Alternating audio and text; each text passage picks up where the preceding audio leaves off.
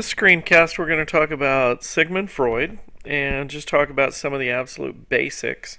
We will cover Freud in class, so in many ways this one's designed for anybody who misses class to give you a basic idea of what Freud's about and his theory, personality theory. It's called the psychodynamic, or sometimes referred to as the psychoanalytic theory, personality theory. Depends on which book that you look in as far as how they refer to it, but it's the exact same theory no matter what name they use. His treatment is called psychoanalysis.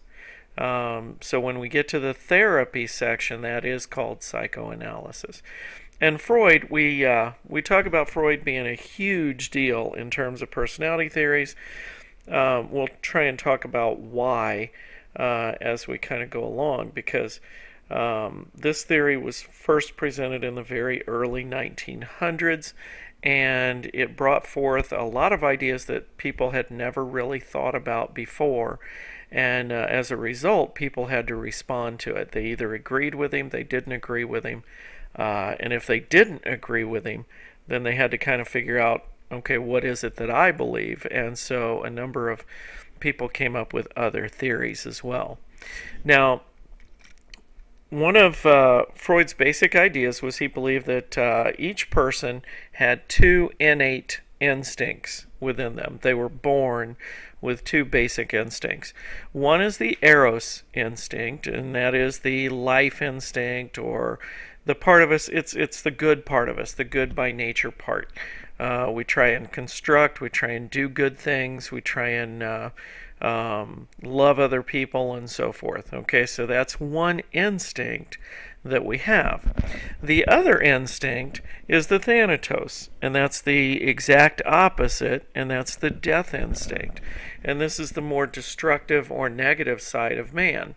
When you see people do things and you think, you know, how could an individual do the thing that that person did? Freud would say it's because of the thanatos. It's because of that death instinct. Now, what you see here between the two, the eros and the thanatos, is total conflict. And that's one of the things that you're going to notice in Freud's theory. Everything about Freud revolved around internal conflict that is existing within the person. Now, Freud had an idea about the human mind, and we've talked about that in class before also.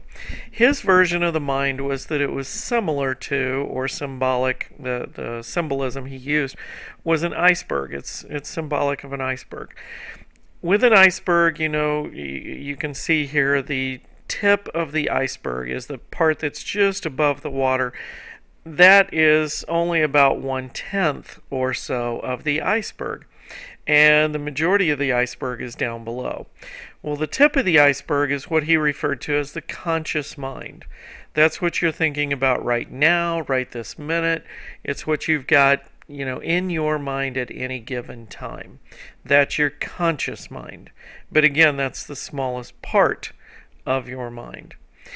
Right around the water level is what he calls the preconscious mind. Now, the preconscious mind, with this iceberg, it kind of bobs up and down in the water. The preconscious mind is stuff that could easily be brought above the surface. In other words, you can bring things to your conscious mind, but they're not there necessarily right now. For example, if I said who was the first president of the U.S. and you thought Washington, or when did Christopher Columbus sail the ocean blue, and you remember it was 1492, those are things that you probably were not thinking of a minute ago, but now that I've brought them to mind, they were very easy to think of. Those are things in your preconscious mind. The last part of the mind, and this is the huge part of the iceberg down below the water, is the unconscious. And the unconscious mind is stuff that basically we're not even aware of. We have no idea it's even there. It could be our unconscious wishes, hopes, fears, phobias, desires, anything and everything. Okay, memories from when we were, you know, a very young child. Freud believe that you never forgot anything. It's down in the unconscious somewhere.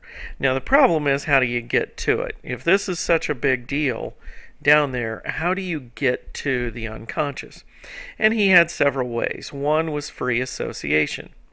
Free association is where, for example, a therapist might just rattle off a list of words to somebody and say, hey, what's the very first thing that you think of when I say, and then they say a word. So the idea here is that when a person responds very quickly to an answer or to a question and they don't think about it, well, then what's down here in the unconscious may actually sneak up and sneak into the conscious mind. Okay? That's free association. Second thing is dreams. And I believe we've already talked about this with the dream unit, but Freud believed that dreams had a major impact on your life, and that dreams were very symbolic. They were very meaningful because your dreams represent thoughts and feelings and emotions that are coming down or coming out of your unconscious mind.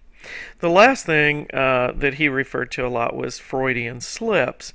And this is when people will often say something, they mistakenly say, oh, such and such, and they'll make a comment, and then as soon as they make the comment and they hear their comment, they start backpedaling and say, oh, that's not what I meant to say. I didn't mean to say that. Maybe you insult a person, or maybe you say something that, doesn't sound very good to somebody else.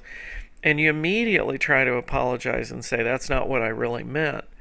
Well, Freud would say, yes, you did. That was something that was in your unconscious beliefs, and it snuck out before you had a chance to stop it. So those are all different things about the mind, the three parts to the mind, and then ways to kind of get down to the unconscious. Now, the other thing we're going to look at real quick here is the three parts of personality. Freud believed that there were three different parts to personality.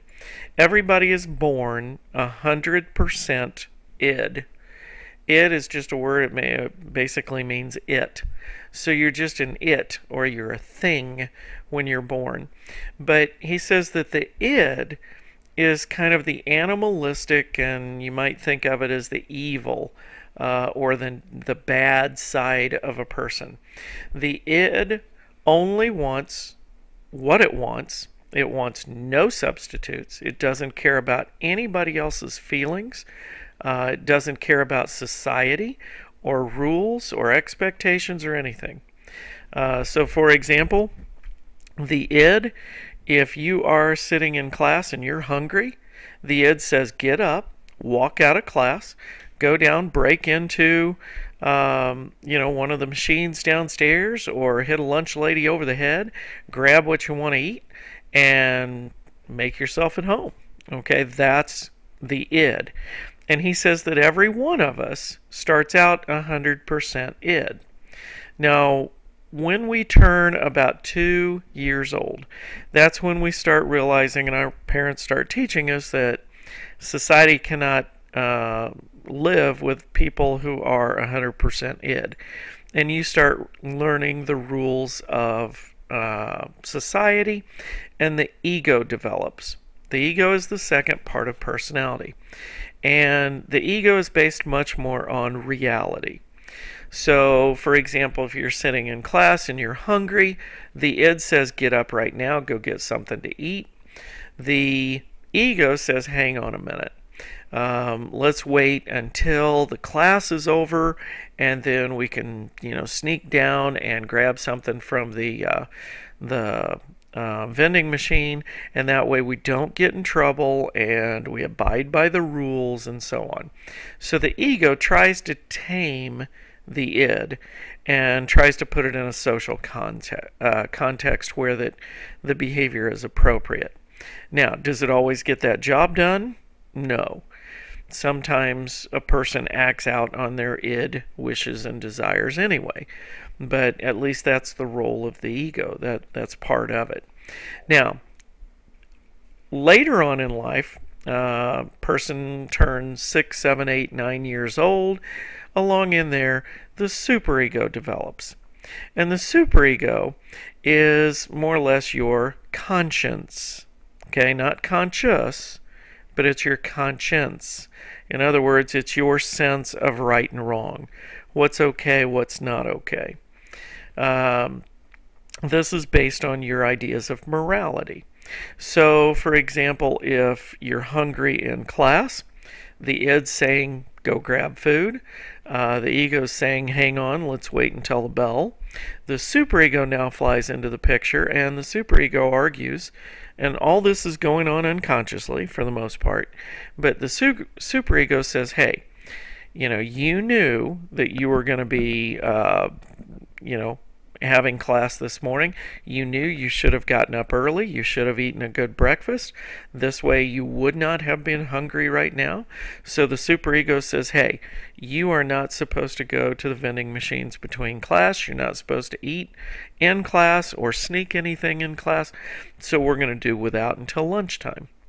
So the superego is just as irrational as the id. It's just they're in two totally opposite directions. Now, once again, this brings up conflict. As the picture in the center of the screen shows you. You've probably seen sitcoms or movies where the central character has an issue and they're trying to decide what to do. And all of a sudden, the devil pops up on one side, and the devil says, hey, go ahead and do such and such, and you can do it, you have the right, you can make this happen. And then all of a sudden the angel pops up on the other side, and the angel says, now shame on you for even considering such an option. You shouldn't even be thinking about this. Well, what you're seeing on TV is an argument between the id and the superego. And that's what you see. You see this a lot in culture today. These are Freudianisms that you see in culture. So that is nothing more than that conflict that takes on with personality. Now, Freud says almost everybody develops a superego. He would say that some people may not. For example, you hear about a Jeffrey Dahmer or a Charles Manson or some mass murderer or serial killer, and you wonder how can they do the things they do. And Freud would say it's because when they were younger, they never developed a superego. And if the superego is not there, they have no sense of morality. They have no guilt, no animosity at all about committing some of the worst acts that you can imagine. So, 3 parts to personality. You've got the id, the ego, and the superego.